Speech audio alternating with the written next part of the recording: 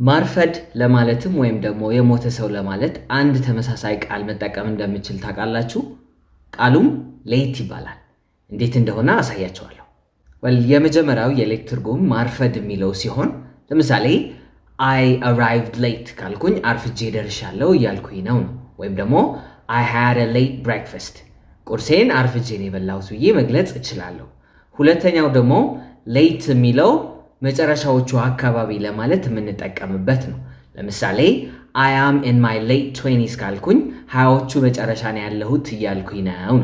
ስለዚህ መጨረሻዎቹ ለማለትም ሌት ትጠቀማላችሁ። ቅድም እንደነገርኳችሁ የሞተ ሰው አድረስ ለማድረግም ሌት ትጠቀማላችሁ። ለምሳሌ my late grandpa was passionate about paintings ካልኩኝ የሞተው አያቴ ወይም በህይወት የሌለው አያቴ ስዕል ይወድ ነበር እያልኩኝ ነው። ወይም ደግሞ our late prime minister ካልኩኝ ደግሞ የቀድሞው ጠቅላይ ሚኒስትራችን እያልኩኝ ነው። ስለዚህ ሌት እና ጥቅሞቹ እነዚህ ይመስላሉ። follow for more